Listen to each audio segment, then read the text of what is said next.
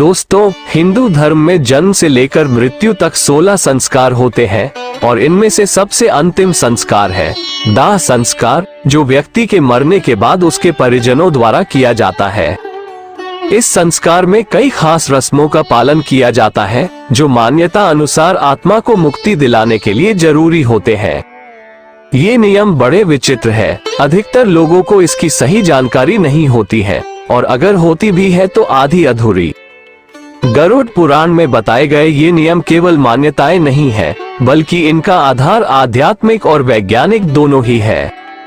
आजकल लोग इन रीति रिवाजों के पीछे छुपे कारण को नहीं जानना चाहते और जो जानना चाहते हैं उन्हें सही जानकारी उपलब्ध नहीं हो पाती। इसलिए इस वीडियो में हम आपको अंतिम संस्कार से जुड़े कुछ अजीबोगरीब नियम और मान्यताओं के बारे में बताएंगे और साथ ही साथ उनका आध्यात्मिक और वैज्ञानिक कारण भी स्पष्ट करेंगे। इस वीडियो में आप जानेंगे कि मृत व्यक्ति को शमशान ले जाते समय उसकी अर्थी के आगे एक व्यक्ति मटके में क्या लेकर चलता है, जिसका संबंध मृत व्यक्ति की शादी के फेरों से कैसे होता है। इसके बाद आप जानेंगे कि मुखाग्नि देने से पहले पानी से भरे मटके को गिराकर तोड़ा क्यों जाता है तथा शव को जलाते समय उसके सर पर डंडा क्यों मारा जाता है। और अंत में हम बताएंगे कि शव यात्रा में मृत व्यक्ति के ऊपर मखाने और सिक्के क्यों फेंकते हैं और शव यात्रा देखकर क्या करने से आपके पाप कर्म कम हो जाते हैं। वीडियो शुरू करने से पहले आपसे अनुरोध है कि अगर चैनल पर नए हैं तो चैनल को सब्सक्राइब कर ले और बेल आइकन प्रेस करना ना भूलें और कमेंट बॉक्स में जय श्री नारायण लिखकर परमात्मा को अपना आभार व्यक्त करें। दोस्तों, आज देखने को मिलता है कि हम में से कई लोग अपनी पुरानी मान्यताओं को अंधविश्वास मानते हैं और वैज्ञानिक तर्क देकर धर्म के किसी भी उल्लेख को नजरअंदाज कर देते हैं। पतली रस्सी में बंधी मटकी और उससे निकालता हुआ धुआं आपने भी हिंदू शव यात्राओं में देखा होगा। इस मटकी को हाथ में पकड़कर मृतक का कोई परिजन शव यात्रा में सबसे आगे चलता है।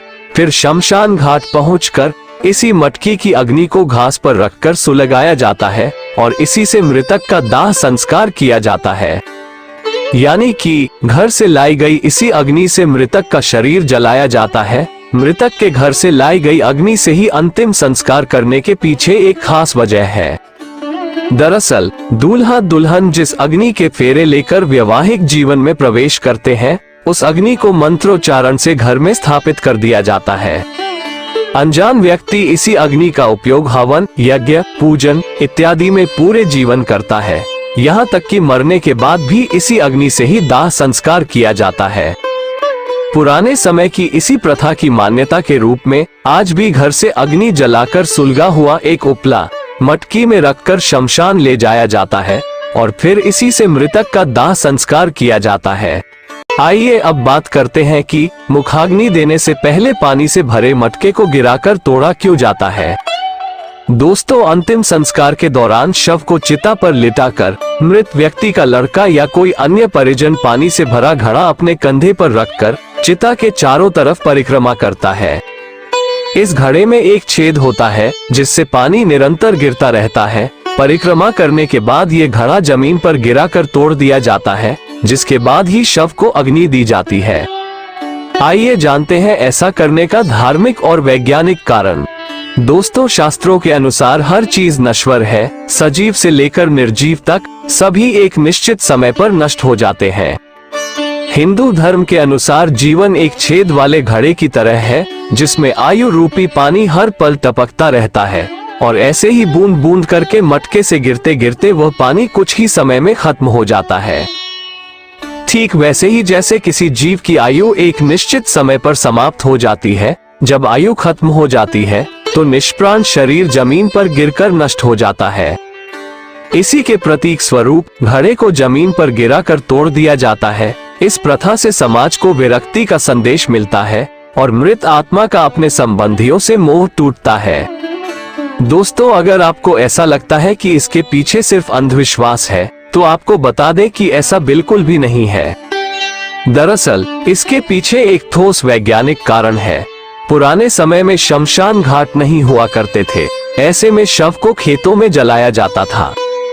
मटके में पानी भरकर शव के चारों ओर घूमने के पीछे वैज्ञानिक कारण ये रहता था ताकि जब शव को जलाया जाए तो आग केवल उसी क्षेत्र में रहे, आगे न फैले। इसी वजह से परिक्रमा के दौरान पानी गिराकर वहां की जमीन को गीला किया जाता था।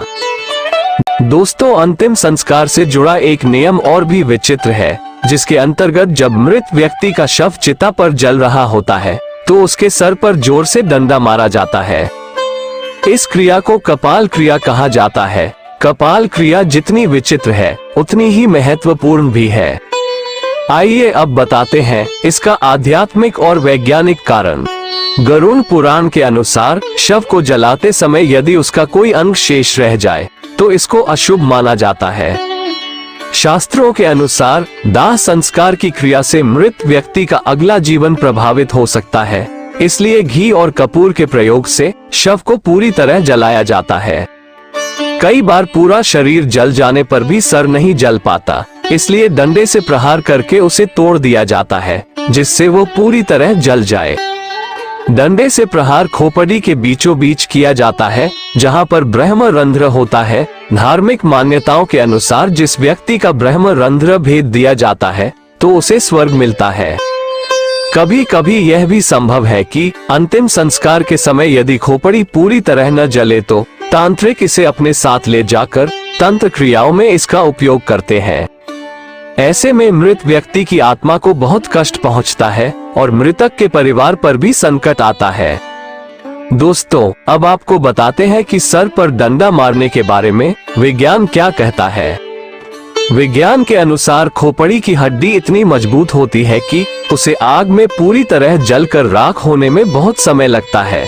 ऐसे में उसके अधजला रह जाने की काफी संभावना होती है। कभी कभी कोई जंगली जानवर उस बचे हुए हिस्से को अपने साथ ले जाता है। वे इसे कहीं भी फेंक देते हैं, जिससे पर्यावरण प्रदूषित होता है। इसी कारण से शव को पूरी तरह जलाने के लिए सर पर डंडा मारकर फोड़ दिया जाता है। आइए अब जानते हैं शव यात्रा में मखाने और सिक्के क्यों फेंके जाते हैं। दोस्तों, मखाना फेंकने का कारण है समाज को शिक्षा देना कि ये अहंकार त्यागने का समय है। मृत व्यक्ति को सामने देखकर समाज ये सीखे। मखाना को सांकेतिक रूप में इस्तेमाल किया जाता है, क्योंकि जिस तरह से मखाना बाहर से फूला हुआ होता है और दबाव डालने पर सिकुड़ जाता है, ठीक उसी तरह व्यक्ति जब जिंदा होता है तो कई चीजों के लिए बाहर से घमंडी हो जाता है, लेकिन मरने के बाद वो एक लाश बनकर रह जाता है। इससे ये बताने की कोशिश की जाती है कि जीवन में कभी घमंड न करे।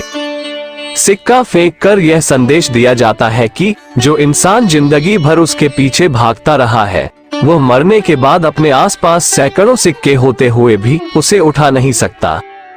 हिंदू शास्त्रों के अनुसार मृत्यु के बाद व्यक्ति की आत्मा परमात्मा में लीन हो जाती है, इसलिए शव यात्रा देखना शुभ माना जाता है।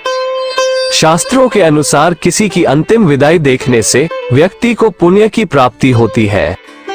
ऐसा माना जाता है कि शवयात्रा देखना सुखद एवं मंगलमय भविष्य का सूचक है। मान्यता ये भी है कि यदि काम पर जाते समय शवयात्रा दिख जाए तो अधूरे काम पूरे होने की संभावनाएं बनने लगती है और दुखों का नाश और सुखी जीवन का आगाज होता है। जो आत्मा शरीर से तुरंत निकली होती है वह अपने अर्थी के साथ चल रही होती है और जो उसे प्रणाम करता है उसे आशीर्वाद देती है, जिससे व्यक्ति के पुण्य बढ़ते हैं। शव यात्रा के महत्व को गरुड़ पुराण में इस तरह लिखा गया है कि यदि कोई व्यक्ति किसी मृत व्यक्ति को कंधा देता है तो उस व्यक्ति को एक यज्ञ के बराबर का पुण्य मिलता है।